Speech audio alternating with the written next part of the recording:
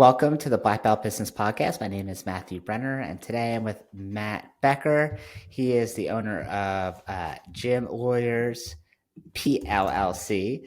And what he does is he helps gym owners protect their businesses and make sure they have the liability protection. And we're going to talk today. If you ever thought I'm not sure if my business is protected in case of a lawsuit, or you're unsure how to protect your assets as a business owner. And there's so many things that go around that I probably don't even know about. Or maybe I do have protected, but I don't even realize, or maybe there's risks that are unrealized. So if you're a martial arts school owner and you never actually hired an attorney before, you're going to want to listen to this so you could at least get better insight in how to protect your business. So Matt, thanks so much for coming on here today. Of course, Matthew. Thanks for having me.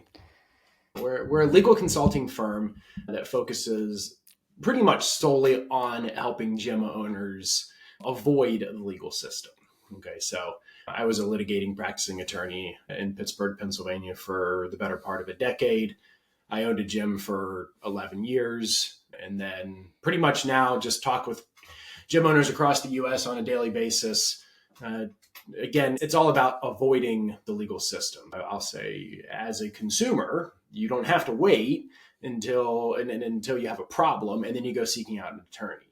Like if you get in a car accident, then you find a personal injury attorney. If you want to get a divorce, you then go get a divorce attorney. If somebody screws up your house, you then go get somebody to sue the contractor. But in business, you can't wait. If you wait, it's too far. So what we do is work with gym owners at pretty much every stage of the ownership process. So whether it's completely starting out new or selling on the back end and everything in between, to help that gym owner maintain compliance to avoid the legal system. So what are some things that you see, and I'm going to say gym owners, but obviously this is for martial arts school owners, right? So gym owner, martial arts school owner, kind of similar. So what are some things that gym owners do wrong? Like what do you see normally the problems that they run into that they don't even realize? Broad-based, like as umbrella as I can make it, the number one issue that every gym owner has is they either don't know or they don't take seriously the legal formality of their business. And some of that is just education. They just don't know. They know these things called LLCs and corporations. They hired somebody like LegalZoom to set it up, and that's the last thing they ever did with it. And they knew they needed a waiver. They spun off from the old mixed martial arts school and they stole their waiver and they assume that it's okay. Or they're operating in a state that requires them to register as a gym, as a health club, a health studio, a health spa, whatever the state calls it. They don't know that they're supposed to register. They never do. And so technically they're operating within that state illegally. So a lot of what we find is just that the gym owners just don't know that there's a very important legal side of their business and they're not doing the formal aspect of that side of their business. They're great with what you're helping them with. You know, they hire you and they're like, yeah, I want to grow my gym. I want to make more money. I want to bring in more clients. I want to have better systems. Like they seem to know all of that. They know that they need that help, yet they're building it all on a very shaky legal foundation. It's complicated to protect your business and there's so many moving parts and so many things. It's like a whole learning curve, right? And then two, we think it's expensive, so they probably never get to it, right? It's kind of like getting an accountant for your taxes. Like you don't necessarily want to learn the tax system. Like I don't understand basically any of it. I just hope my accountant's doing most of it for me.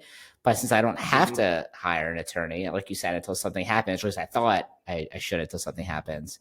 You know, I feel like, okay, well, insurance should just kind of cover it. So let's say I'm your martial arts school, I'm your client, and I'm your gym owner. And you're going to look to make sure that I'm doing the right things for my business. What's the first thing you're going to look at? Yeah. So the first thing is I'm going to audit the legal entity.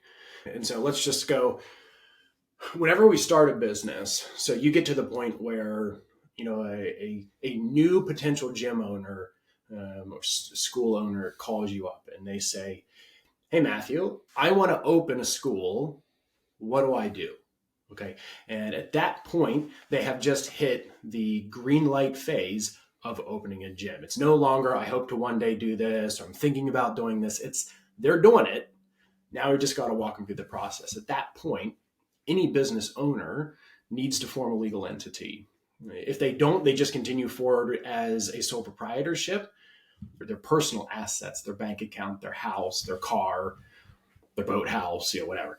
It's all exposed to a lawsuit. So the name of the game, as you've kind of alluded to a couple of times, is the name of the game is setting this stuff up to protect your assets, to protect yourself from a lawsuit. The big guys are the personal injury lawsuits. And so there's two types of legal entities. There's corporations and there's limited liability companies. There's others, but we don't care about them because they don't provide individual protection for the owners. Only corporations and limited liability companies will. And so at that point, the first thing I'm doing, if it's an established gym owner, meaning they've opened their school and they're operating, is I'm just going to audit it and I'm going to walk them through the 4 steps of setting up a legal entity. And essentially, we're going to expose where they've missed that legal formality, and then we're going to help them fill that gap. So if I'm trying to figure out which one I should do, LLC, I think for me, I'm an S Corp. If you ask me why I'm an S Corp, I don't remember. My accountant said that's what I should do, so I set it up that way. Mm-hmm. But how do I figure out which type of corporation or company I should be? So you could be an LLC that is tax designated as an S Corp, or you could be a corporation who automatically has to file as an S Corp. Accountants and attorneys will always butt heads on different things because we're coming at it with different motivations. A lot of gym owners do make the mistake of having their accountant set up their legal entity. And it's like, it's a legal entity. Don't have your accountant step out of their lane to set that up for you. If we're talking about your tax designation, I'm not going to talk about that. I'm going to kick that over to your accountant. The problem with a corporation, which is typically going to be the accountant's go-to, is it is incredibly difficult to maintain a corporation as a sole owner. There's a lot of paperwork involved. There's a lot of drafting. There's a lot of yearly filings that have to be maintained and reports that have to be maintained. There's internal documentation that must be maintained anytime a business decision is made. And it's just a lot for a sole person to do.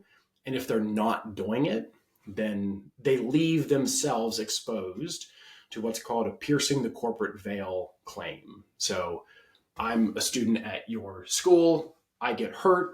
I believe that you did something to cause that injury. So I sue you. The average lawsuit against a gym is $50,000. So I want that $50,000.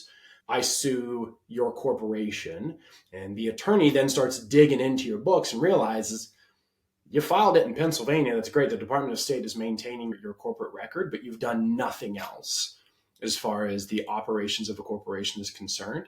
So he's going to go to the court and he's going to say, Judge, he's not treated the corporation formally. He's done nothing. He has no bylaws. He has no board of directors set up. He has no operations at all. So it's non-functioning. Slide it off to the side and let me get at Matt individually, because Matt owns a house, Matt owns a car, Matt has a bank account, the business. Like, sure, I'll suck it dry for whatever it is, but I want Matt I will also want to get at him individually. Okay. So we don't like corporations, generally speaking. There are instances where we will, but for the most part, we're going to do limited liability companies because those are the least formal, the easiest to manage, especially as a sole individual.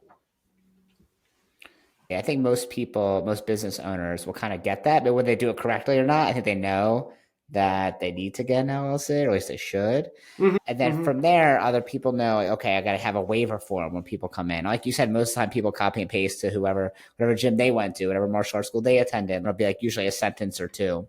I will not sue the martial arts school for any injuries, loss, death, whatever. So what really needs to be on there? A waiver to make it valid, to protect yourself in the best way possible? Yeah, so there's about 7 different sections at a very minimum that a waiver should have. And if you're currently operating one of those schools or gyms that has like a 1-page waiver, like gyms will call and they'll be like, well, you review my waiver and tell me if it's good or not. And I'll say literally, like, how many pages is it? I'll say it's 1 page. And I'll say, I guarantee you it's not sufficient. I can already tell you that you're missing about 4 pages worth of legal language, that your waiver is just not providing you protection. So probably one of the main areas we see this is the first paragraph of any waiver at all should be titled the acknowledgement of danger. This is literally where we outline how somebody is going to get hurt in your gym. And gym owners are like, oh, I don't want to scare my clients. Well, yeah, you do. That's where I step in and say, yeah, I do want you to scare your clients, because if you scare your clients and they continue to come, they can't later come back and say, I didn't know I was going to be kicked in the face. Well, yeah, you did, because I put in your waiver that physical contact through pushing, punching, and kicking, this is a potential danger. And so a lot of the waivers that we'll see, even if they have an acknowledgement of danger section, it will not be specific to their industry. And it leaves the gym owners really exposed because, again, in a karate school and an MMA and a CrossFit gym and a parkour studio and a pickleball court, we're all exposing to different dangers. We can't just use a general waiver to say, well, this worked in the CrossFit gym, so it's going to work in my school too. Like, no, you guys aren't snatching. You're not doing, potentially not doing pull-ups. There's different dangers associated. So we have the acknowledgement of danger followed by the assumption of risk and then the acceptance of responsibility. And if your waiver is missing those three sections, you're already putting yourself at risk that it's insufficient to actually be warning somebody and having them intelligently waive the ability to sue you as a result of the dangers that are in your facility. Okay, so can you go through the first three again? No, sure. Yeah. So the acknowledgement of danger basically is where you're going to say, we're going to put you through an extremely strenuous workout that could expose you to broken bones, strains, sprains, hurt back, shoulders, concussions, paralysis, and death. Okay. Do you acknowledge that danger? Yes, I do. Okay. Now that you've acknowledged that danger, the next section is the assumption of risk. So you've acknowledged the danger and you're going to continue to come. So you're now assuming the risk that you're exposing yourself to by continuing to come to my gym. Yes. Okay, great. The third section is the acceptance of responsibility. So I've acknowledged the danger. I'm assuming the risk that I'm still going to come, and I accept the responsibility that if I continue to come and I hurt myself, that's on me. And so a lot of waivers, they're missing those three, at least one, if not two of those three sections. So from our perspective in the legal realm, we're not adequately educating our clients. I want to get to 4 through 7, but I don't think I've ever been to a gym. I've been to CrossFit. I've joined many gyms in my life that's ever had a 7-page waiver form. So is this really needed? Like I understand you're an attorney, that's what you would want, but like I've never even seen that. Mm-hmm. Maybe a checkbox for LA Fitness. I don't know, but I've never seen like a 7-page form. Right. Yeah. There's always this question, is this really needed? And, the problem is you don't know whether or not it's needed until you find yourself stuck in a situation in which it is needed. And then you're going to say, well, yeah, it was needed. We have the burden of knowledge. And part of that burden of knowledge is the fact that I see gyms from Washington State to Florida and from Maine to Arizona. And I see all of the different ways that people come in, make copyright claims to the pictures that are being taken of them and put on social media. The two-party consent issues, the breach of privacy is because the gym is using cameras and not telling the clients about that. Okay. The kid who punched the other kid in the face, and now the parents are suing the gym because the kids got in a fight at the gym. Part of a burden that we have to overcome with gym owners is that exact mentality of, what's the chance this is really going to happen? Okay. Or this has never happened in my 10 years of ownership. What's the chance it's going to happen? And the problem is it's just all a ticking time bomb. I owned a gym for 11 years. I had a client go down with a heart attack. It happens. And what we don't want, the theme throughout all of this is LA Fitness, if they get sued, fine. They're massive. They can handle it. They can afford a $50,000 payout and a loss of $25,000 in defense costs and a jacking of their insurance rate. I couldn't when I was a gym owner. I'm betting most of the studio or school owners listening to this can't afford that. It's a matter of, is this going to happen? Potentially.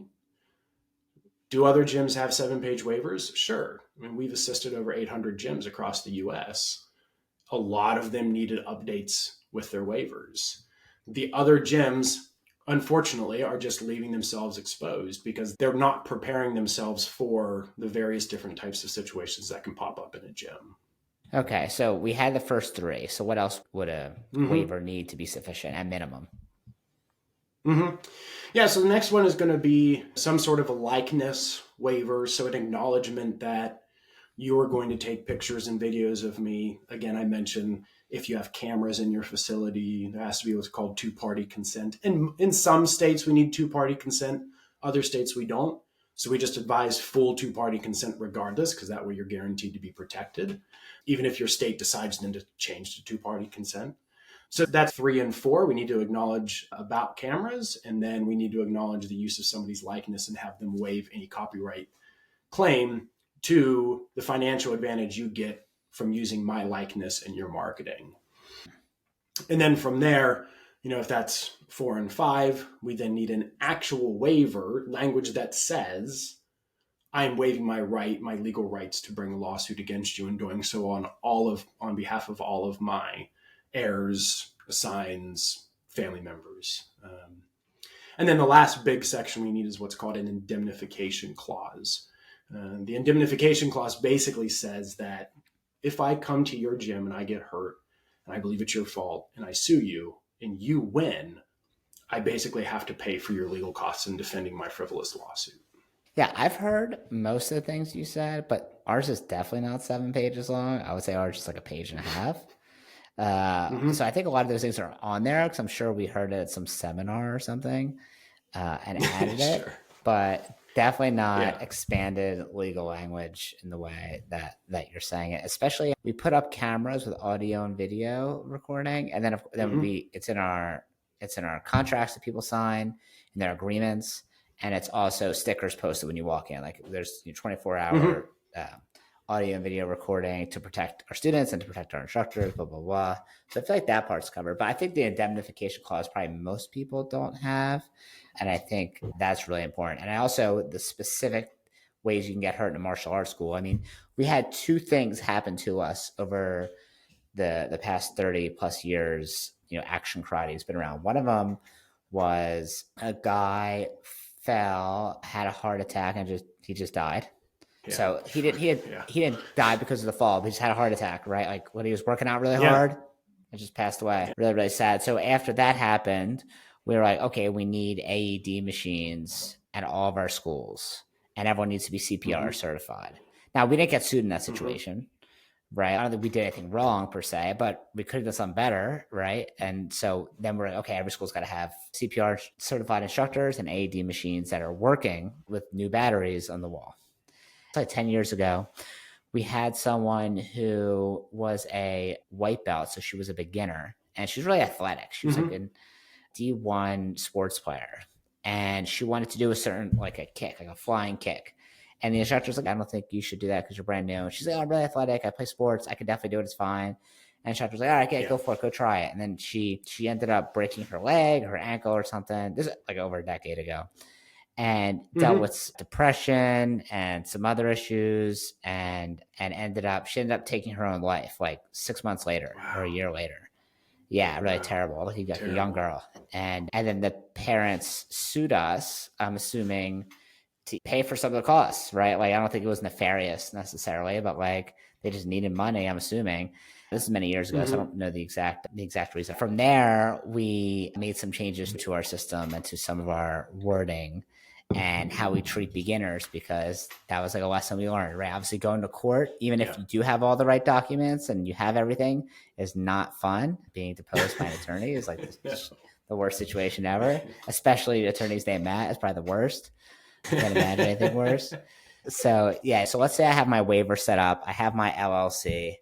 What else Mm-hmm. do I need to have as a martial arts school owner? Yeah, so from there, we always recommend some sort of a written membership agreement. The word contract comes out of my mouth, and gym owners are like, we don't do contracts. I'm like, that's fine. Even if you allow people to can't come and go with 30 days notice, 15 days notice, whatever it is, you still need a written agreement. Anytime you agree to give me money and I agree to provide you a service, it is a legal contract. So we need some kind of written agreement with the member, authorizing continuing on-recurring payments, how to cancel, protecting against chargebacks, EFT disclosures. In some states, most states have some sort of statutory requirement that the gym has to have some sort of a written membership agreement. Now, with martial arts, there becomes a big caveat that, a state might say, hey, yeah, if you're a gym, and this is how we're going to define gym, you have to jump through a whole bunch of additional legal hoops. But this doesn't apply to martial arts schools. I don't know why, like some states have just decided that we don't need to give consumer protection as much to people who join martial arts schools, but there are quite a few states who specifically exempt martial arts schools from their statutory requirements. And so we just have to go through the process of, does your state have some sort of a health club act? Pennsylvania does. Does it require you to register? Does it require you to have a written membership agreement? Does it require you to post a bond? Does it require you to have an AED in your facility? Are you exempt from it? And we just have to go down, audit the state, and just make sure the gym is compliant, because that, again, can expose the gym to a bunch of different things, let alone chargebacks, which are probably the number one financial headache of most gym owners across the U.S. right now. Yeah, I 100% agree with that. And I'm glad that you, I guess, recognize that. I guess you talk to a lot of gym owners, obviously, because you've done this so many times. But knowing that people freak out when they say the word contract, yeah, they like spasm a little bit. Like, okay, yeah, contract is obviously like some words you need between you and the other team. We'll call it agreement. We tell our people never say the word contract. Always say agreement because it sounds nicer. Yeah, you could. Yeah, Right. but you obviously they need to fill out some sort of form. If they didn't hand us money and they didn't fill out the form, then they didn't join the school. And the second part to that for school owners that you mentioned is chargebacks. And I hate dealing with chargebacks because it's like some phantom financial processing company, the credit card processing company. You can't talk to them on the phone. Like sometimes you can email them, sometimes it doesn't work. There's no like conversation. It's just like submit and yes or no. And oh, by the way, if you want to argue your case and what they said was wrong, it could cost $500 if you don't win. And it's like, oh my God, like, and it costs $25 anytime someone does it, plus the money they go back. Yeah, not worth it. So one of the things we do if you get a lot of chargebacks in a martial arts school, one of the ways you can kind of combat that is just do EFT and just do through someone's bank account and not credit card. It's like the easiest way to avoid it. So there's two reasons we like doing EFT. One is because people don't change their credit cards as often.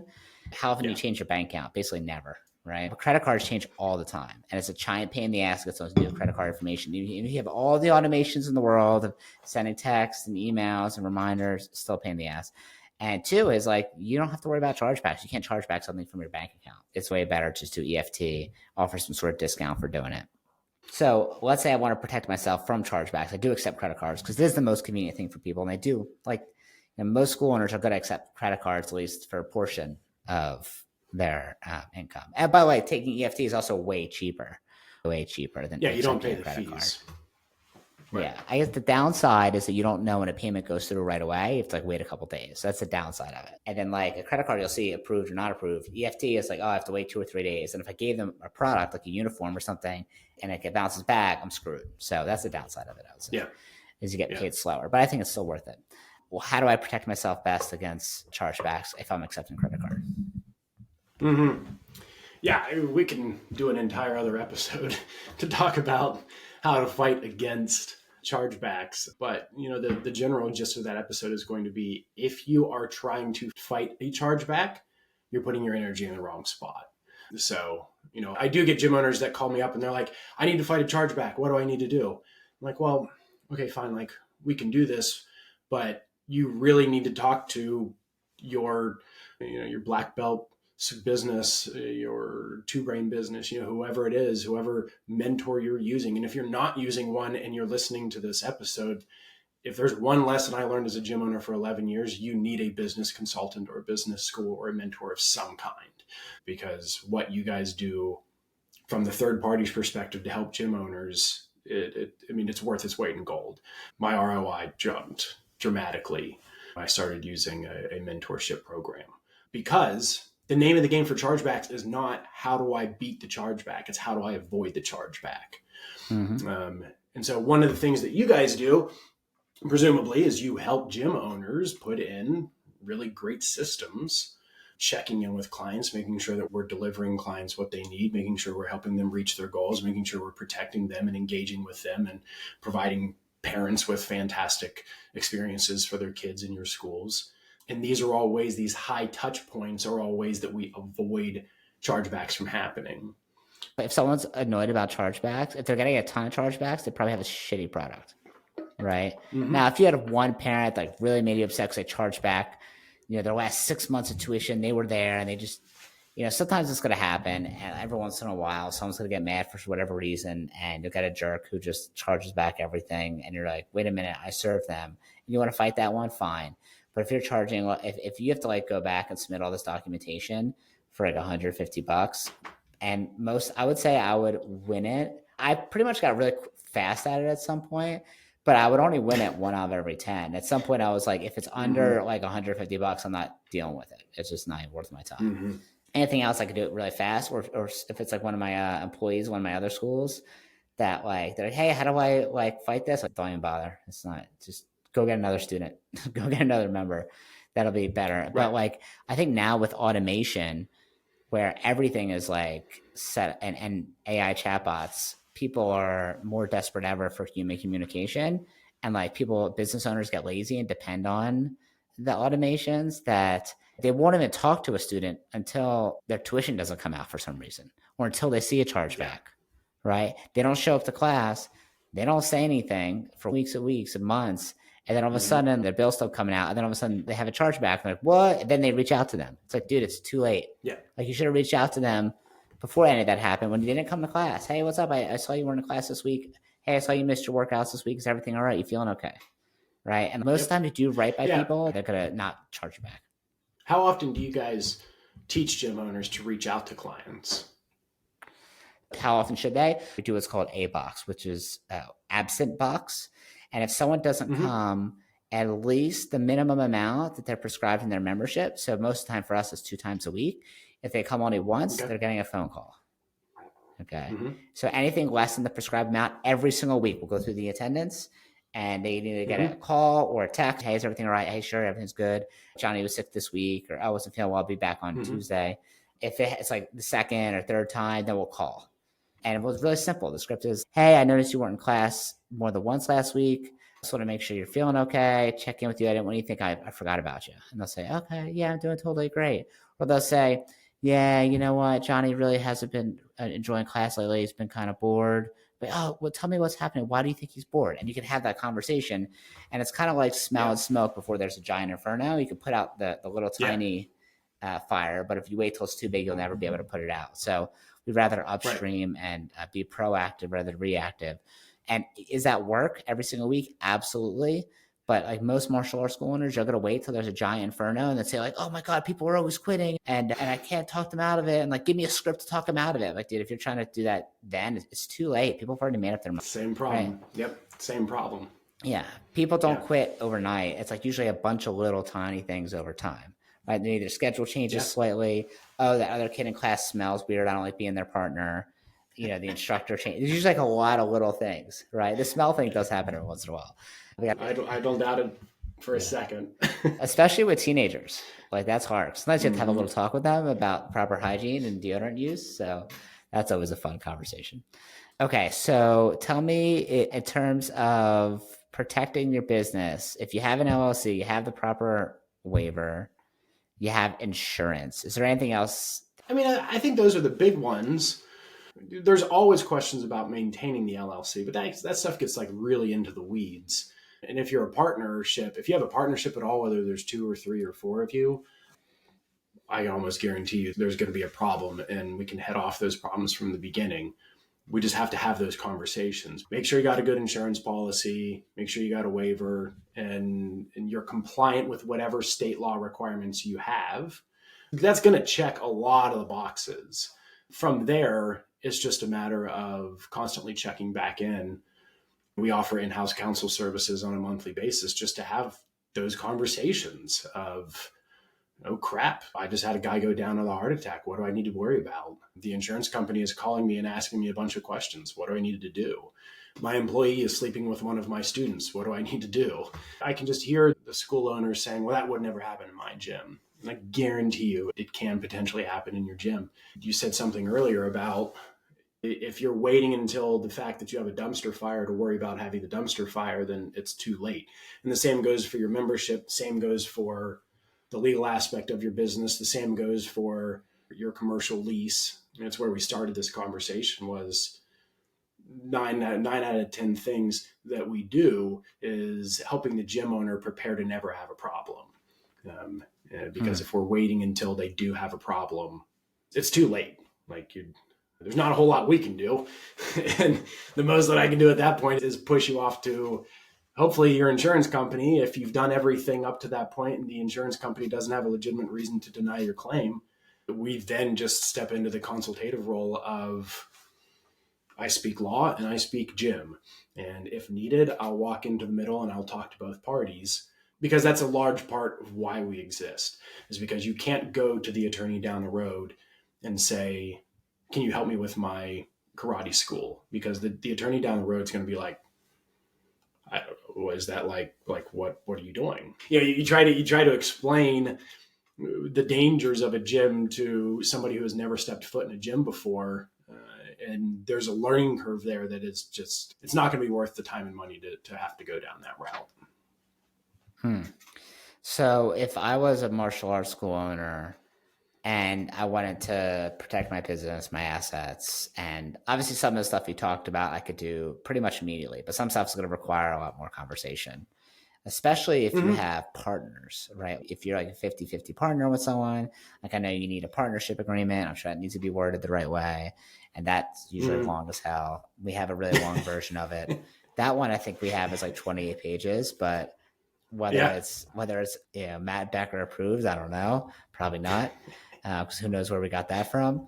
But I guess my question for you is, if someone wants to hire an attorney to look at their business, is that typically something where someone pays a flat fee? Is that something where it's like, oh, you join a program, or is it hourly? Typically, what do people need if I was going to like budget my attorney fees for this sort of thing?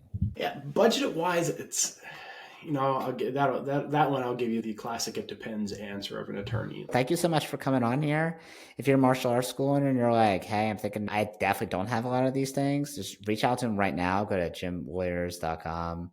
Don't wait because you'll forget about it, or you'll think too much about it and you'll never do it, just like you did in the past. So just do it right now. If you want to grow your martial arts school organically, that means without spending money on ads, and you have a kids program and you do at least 10K a month in revenue, and you want to add 60 new students in 16 weeks without spending any money on ads whatsoever, reach out to me, Matthew at wdojo.com, visit wdojo.com, or on Instagram at blackbeltbrenner1. Thanks, Matt.